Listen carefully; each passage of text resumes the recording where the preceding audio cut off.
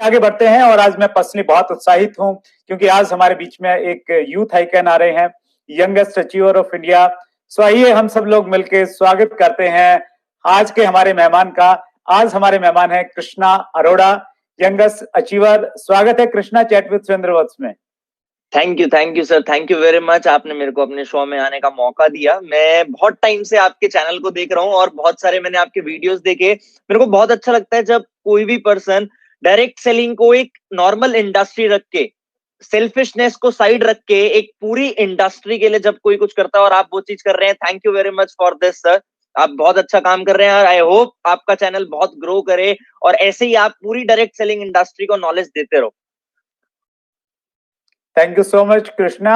आपके आने से हमारी पूरी कम्युनिटी बहुत उत्साहित है और आपका हमने कमिंग सून का जो एपिसोड डाला था तो उसको 7000 से ज्यादा लोगों ने व्यू किया है। जनरली इतना व्यूवरशिप कमिंग सून के इंटरव्यू पे नहीं आती है और आई थिंक 300 से ज्यादा लोगों ने कमेंट किया है वहां पे। तो कुछ लोगों के कमेंट्स में पढ़ रहा हूं, कुछ तो क्वेश्चंस हैं और कितने उत्साहित है हमारी व्यूवरशिप, हमारी जनता आपके लिए। पंकित जैन लिखते हैं, much excited to listen to inspiration of many of this show. Satan Mandal ने लिखा, I am very excited sir for your interview. Harshita R लिखते हैं, I am so blessed and grateful for you and this platform. Rutika लिखते हैं, always super excited to listen to you sir, you are a dream come true to many of us. Mister Google boss लिखते हैं, inspiration for all digital networkers. Bharti Rajput ने लिखा है, I am excited to meet you. Anshu Rajput लिखते हैं, mind blowing. और अक्रम खान ने लिखा है, बेस्ट एवर पर्सनैलिटी। तो स्पेशली यूथ आपको बहुत चाहता है कृष्णा। बिल्कुल बिल्कुल, थोड़ा सा, बहुत नहीं, थोड़ा सा चाहता है। Thank you for that. और जब आपको इतने आपके प्रशंसक हैं, फैन फॉलोइंग आपकी बहुत बड़ी है, तो आपको ये नहीं लगता कि कम उम्र में जैसे आप बहुत बड़े हो गए हैं और बहुत बड़ी रिस्पॉन्सिबिलिटी आपके पास में आ गई है? सर देखो, अगर मेरी सक्सेस से मैं ये सोचने लग गया कम उम्र में मैं बहुत बड़ा हो गया हूँ, तो जैसे आपने बोला थोड़ी बहुत जो मेरी फैन फॉलोइंग है वो सब चली जाएगी। क्योंकि अगर मैं इन सब चीजों को अपने सामने रखूंगा तभी मैं अपने आप को ग्रो कर पाऊंगा। अगर मैं सोचूं कि मैं बहुत कुछ कर चुका हूं तो मैं कभी ग्रो नहीं कर पाऊंगा। मैं अपने आप में ही एक सेटिस्फाइड पर्सनालिटी बन जाऊंगा कि अब तो मैंने बहुत कुछ कर लिया। और मैं ऐसा नहीं चाहता कभी भी कि मैं ऐसा फील करूं। बस यही है, जो भी है थोड़ी बहुत सक्सेस है इन लोगों की वजह से ही है, वो सब मैं चाहता हूं सबको मिले और सब उस चीज को लेके आगे बढ़े। That's great Krishna. हम लोग आपकी लाइफ जर्नी से स्टार्ट करते हैं, तो अपने बारे में थोड़ा बताइए, प्रारंभिक एजुकेशन के बारे में बताइए। और बहुत सारे लोग आपके बारे में जानने के उत्सुक हैं और पर्सनली मैं बहुत उत्सुक हूँ। Thank you very much. मैं बताता हूँ सर, बिल्कुल बताने ही आया हूँ आज मैं आपको सब कुछ। मैं दिल्ली से बिलोंग करता हूँ। दिल्ली में अभी मैं 3 साल पहले I was just a school going kid. मैं 12th स्टैंडर्ड में था और उस टाइम पे मैं साइंस बैकग्राउंड से था। मैं जेई मेंस के लिए अपीयर किया था। मैं स्टडीज वाइज अगर बात करें बहुत वीक नहीं था, सही था, काफी अच्छे मार्क्स आते थे कि 90 प्लस भी आए कई सब्जेक्ट्स में मार्क्स 12th बोर्ड्स में। बट एक ही विजन था कि लाइफ में सक्सेसफुल होना है। मैंने सोच रखा था बीटेक करनी है। पर मैंने एक चीज रियलाइज करी, जो लोग ऑलरेडी बीटेक कर चुके हैं, मैंने उनको जब ऑब्जर्व करा, जो लोग बीटेक करके वो चीज अचीव नहीं कर पा रहे जो मुझे चाहिए, तो मेरे को समझ आ गया मेरे को बीटेक करने का कोई फायदा नहीं है। मैं इस एजुकेशन सिस्टम को बिल्कुल बुरा नहीं बोलता। एजुकेशन हमारे लिए बहुत इंपॉर्टेंट चीज है। अगर हम लाइफ में एजुकेशन का रोल देखें तो वो सबसे इंपॉर्टेंट है। आप भी एग्री करते होंगे इस बात से। बट जो चीज मेरे को लाइफ में चाहिए थी वो मेरे को उस पर्टिकुलर एजुकेशन से नहीं मिल सकती थी। वो चीज मेरे को उस पर्टिकुलर कोर्स से, अगर मैं बीटेक की बात करूं आज के टाइम पे बहुत सारे स्टूडेंट्स बीटेक में जाते हैं और उसी वजह से कंपटीशन ज्यादा होने की वजह से या नंबर ज्यादा होने की वजह से सप्लाई कम हो चुकी है। Demand and supply rule work करता है। मैंने देखा है कई बीटेक वाले स्टूडेंट्स की जो जॉब लगती है वो 15,000 पर मंथ, 20,000 पर मंथ इस हिसाब से लगती है। बट जो मेरे विजन था, जो मेरे ड्रीम्स थे, वो उस चीज को अलाउ नहीं करते थे कि मैं बीटेक करूं। और मैं अपने कजन के साथ बहुत ज्यादा रहता था। वो कॉमर्स बैकग्राउंड से था, तो हम दोनों का एक ही मन करता था। हम सेम एज के थे, हम दोनों का एक ही मन करता था, यार करना तो बिजनेस ही करना है। बिजनेस से ही सक्सेसफुल हो सकते हैं। नॉर्मल किसी चीज में, जॉब में जाके हम इतनी जल्दी अपने ड्रीम्स को पूरा नहीं कर सकते। तो उस टाइम पे बहुत सारे बिजनेस के बारे में देखा था, नॉर्मल ट्रेडिशनल बिजनेसेस, जैसे हम बिजनेस बैकग्राउंड से बिलोंग करते हैं। मेरे फादर बिल्डर हैं और मेरे भाई के फादर भी बिजनेसमैन थे, तो बिजनेसमैन है। सारे लोग हमारे फैमिली में बिजनेस बैकग्राउंड से बिलोंग करते हैं। तो उस टाइम पे मैंने एक चीज रियलाइज करी कि अगर मैं ट्रेडिशनल बिजनेस में जाता हूँ, जैसे उस टाइम पे हम फास्ट फूड के बिजनेस में जाने की सोच रहे थे। आपको पता है, ज्यादातर यूथ जो भी बिजनेस स्टार्ट करने की सोचता है वो यही सोचता है, एक रेस्टोरेंट खोल लेते हैं, एक कैफे खोल लेते हैं। हमने भी सोचा था ये चीज, बट वो चीज हमने नहीं करी, क्योंकि हमने ना बहुत सारे प्रॉस एंड कॉन्स देखे। हमने देखा कि बिजनेस सेक्टर में लोग पैसा तो कमा रहे, बट उस पैसे को लोग एक्चुअल में एंजॉय नहीं कर पा रहे। अब मैं अपने फादर की बात करूं, अगर वो सुबह जाते हैं साइट पे, 9 बजे निकलेंगे, 11 बजे पहुंचेंगे, रात को 9 बजे वहां से निकलते हैं, 11 बजे घर पहुंचते हैं। उन्होंने मेरे को ऐसे बड़ा होते हुए देखा है। उन्होंने मेरी पर्सनैलिटी को ग्रो होते हुए नहीं देखा, उन्होंने मेरे को फिजिकली ग्रो होते हुए देखा है। क्योंकि जब मैं सुबह स्कूल चला जाता था तब वो उठते थे, जब मैं स्कूल से आके घर आके सो जाता था तब वो घर आते थे। तो इंटरेक्शन बहुत कम होता था। और मैंने ये चीज ऑब्जर्व करी सर, उन्होंने अपनी लाइफ में जो भी किया, जितना भी पैसा कमाया, वो अपनी फैमिली के लिए और हमारे लिए कमाया। अपने लिए या अपने ड्रीम्स के लिए उन्होंने बहुत कुछ नहीं किया। तो वहां से मेरे को एक और डायरेक्शन क्लियर हुई कि ट्रेडिशनल बिजनेस हमारे मतलब का काम नहीं है। अगर हम कोई भी काम की बात करें, उस टाइम पे हमारा इंटरेस्ट था, पेपर का बिजनेस खोलते हैं, पेपर को इंपोर्ट करके काट के बेचते हैं। इन्वेस्टमेंट बहुत थी, पहला नेगेटिव पॉइंट, इतनी कम एज में इन्वेस्टमेंट कहां से लाए। दूसरी चीज, अगर हम उस सेक्टर में जाते तो पूरा दिन ऑक्यूपाई हो जाता, और साल, 2 साल, 3 साल, 4 साल, 5 साल तो हमें खाली स्टेबल होने में लग जाते। उस टाइम पे जैसे हमारी भूख थी कुछ ना कुछ ढूंढने की। मेरे भाई का नाम तरंग अरोड़ा है। We started in direct selling together. हमने हर चीज साथ में स्टार्ट की है, हम जो हैं एक साथ है। हम लोग हमें एक ही नाम से जानते हैं। तो जब हमने स्टार्ट किया था इस इंडस्ट्री में, इस इंडस्ट्री से मैं इंट्रोड्यूस कैसे हुआ मैं ये बताऊंगा आपको।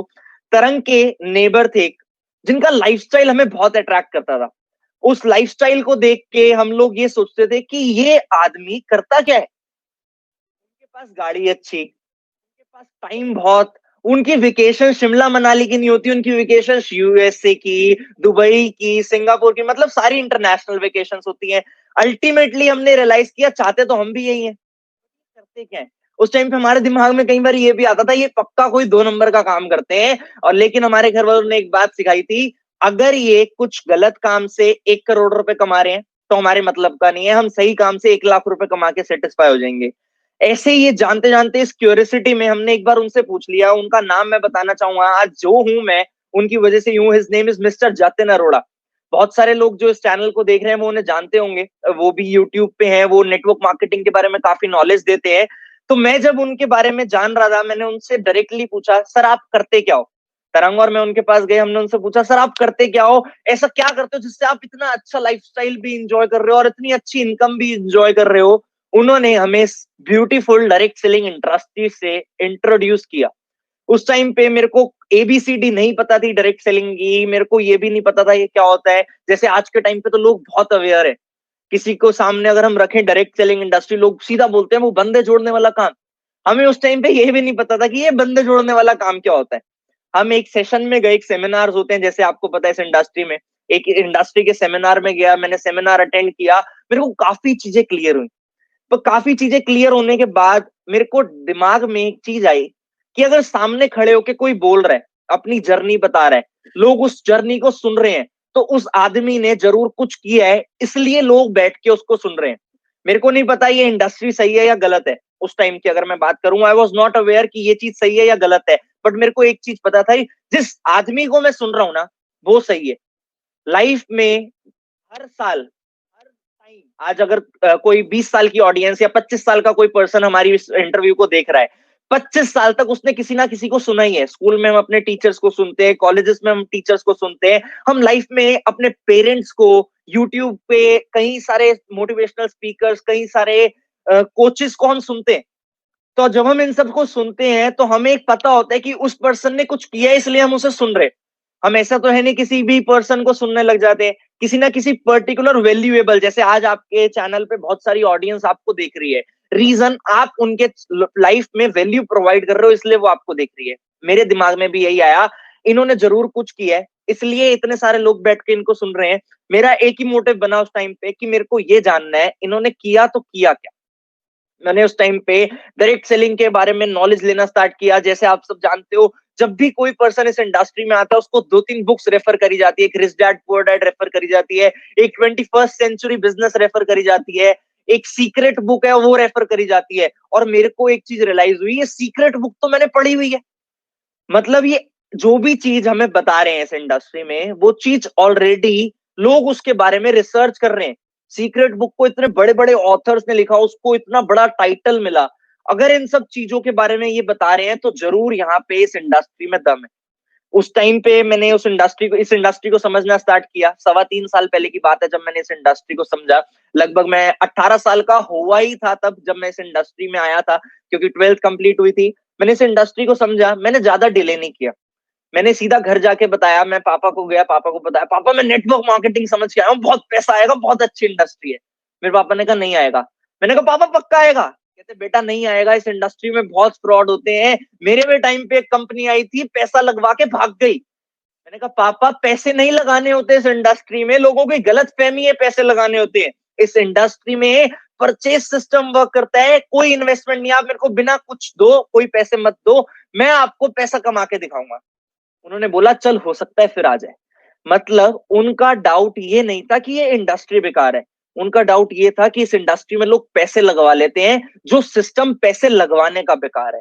क्यों? क्योंकि उन्होंने जिस कंपनी के बारे में समझा था अपने टाइम पे, उस कंपनी में कुछ जरूर मनी रोटेशन या कुछ इन्वेस्टमेंट या कोई वो स्कीम और स्कैम टाइप कंपनी रही होगी, क्योंकि वो कंपनी उसी टाइम में 1 साल के दौरान में भाग गई थी। तो मेरे को ये चीज समझ आई कि पापा के एक्सपीरियंस से अगर मैं इस इंडस्ट्री में आता हूं तो जो पापा का एक्सपीरियंस है उससे मैं गलती ना कर बैठूं कोई, तो मेरे को जानना चाहिए इस इंडस्ट्री के बारे में कि क्या ये इंडस्ट्री एक्चुअल में सही है या मेरे को एक दिन की मोटिवेशन मिली है बस। मैंने इस इंडस्ट्री पर नॉलेज लेना स्टार्ट किया, काफी कुछ जाना मैंने इस इंडस्ट्री के बारे में। मैंने ये जाना कंपनी अच्छी कैसे चूज करें, कई लोगों का ये क्वेश्चन होगा जरूर आज आपके इंटरव्यू में। मैंने ये जाना प्रोडक्ट सही है या नहीं ये कैसे जाने। बट मेरे को एक चीज रियलाइज हो गई, कंपनी अच्छी देखनी है, प्रोडक्ट अच्छा देखना है, प्लान अच्छा देखना है, उससे भी ज्यादा जरूरी है आपके आसपास लोग कैसे हैं वो अच्छे देखने हैं। अगर आपके आसपास के लोगों का खाली माइंडसेट पैसे के पीछे भाग रहा है ना कि हमें पैसा कमाना है पैसा कमाना है, तो आप जरूर गिरोगे एक ना एक दिन।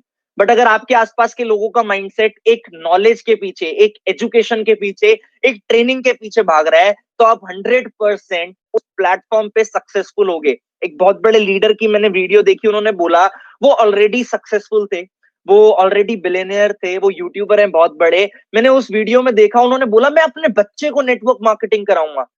उन्होंने रीजन दिया उसमें कि इस इंडस्ट्री में पर्सनालिटी ग्रोथ बहुत होती है।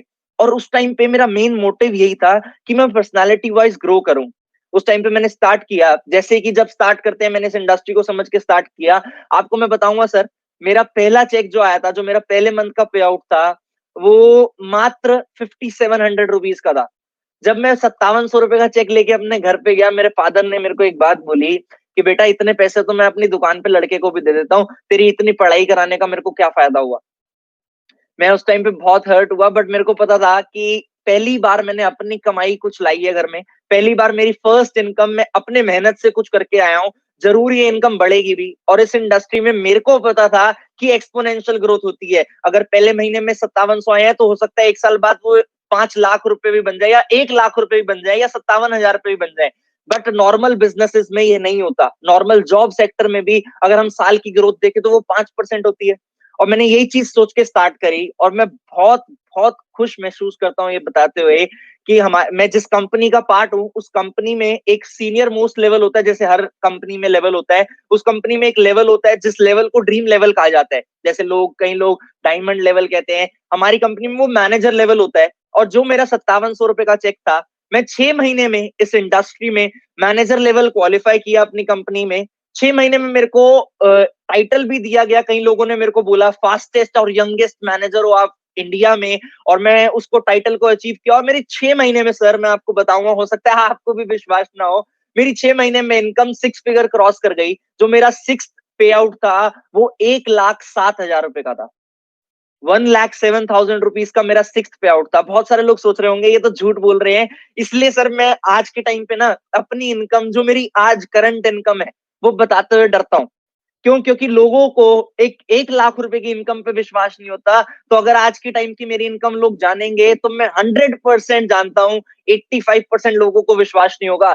जो नेटवर्क मार्केटिंग में कमिटेड है वो तो मान लेगा, पर जो नेटवर्क मार्केटिंग में कमिटेड नहीं है ना, वो ये सोचेगा इतना पैसा आ ही नहीं सकता, ये सब झूठ बोल रहे हैं। यही छोटी सी मेरी जर्नी रही। बाकी ups and downs her journey में होते हैं, मेरी जर्नी में भी थे। बहुत बारी मेरे को भी चैलेंजेस आए, वो मैं चाहूंगा कि आपके जो क्वेश्चंस होंगे मैं उनमें उन चैलेंजेस के बारे में डिस्क्लोज करूं। यही छोटी सी जर्नी रही, 3.25 साल की जर्नी रही। आज इंडिया में लगभग सर मैं बात करूं तो 7 से 8 हजार लोगों का नेटवर्क है। इंटरनेशनली मेरे को 13 कंट्रीज से इनकम आ चुकी है। मैं 13 कंट्रीज में अपना बिजनेस एक्सपैंड कर चुका हूँ और काफी कुछ अचीव किया है। जिस कंपनी में मैं बिलोंग करता हूँ, लास्ट 5-6 महीने से मैं उस कंपनी में मंथली टर्नओवर में नंबर 1 पे चल रहा हूँ। नंबर 1 पे मेरे को बहुत प्राउड फील होता है ये बताते हुए। और इंडिया में एक एक सीनियर मोस्ट लेवल है जिस लेवल पे बहुत कम लोग हैं, मैंने उस लेवल को इंटरनेशनली सबसे यंगेस्ट टाइटल मिला मेरे को, उस लेवल को क्वालिफाई किया मैंने इंटरनेशनली। मेरे को एज अ यंगेस्ट अचीवर, जैसे आपने इतना प्यारा नाम दिया मेरे को यंगेस्ट अचीवर, मेरे को इंटरनेशनली मैं जिस प्लेटफॉर्म से बिलोंग करता हूँ उस प्लेटफॉर्म में एज अ यंगेस्ट अचीवर लोग काफी अच्छे से रिकॉग्नाइज करते हैं। आज जो भी है मेहनत है वो रंग ला रही है और मेरे को ये विश्वास हो चुका है कि ये इंडस्ट्री इतनी ब्यूटीफुल है और अगर इस इंडस्ट्री में एजुकेशन सिस्टम थोड़ा सा और स्ट्रांग हो जाए तो वो दिन दूर नहीं जब इस इंडस्ट्री में हर कोई लाखों रुपए कमा रहा होगा, हर कोई अपनी ड्रीम लाइफ इजीली एंजॉय कर रहा होगा। Thank you very much sir.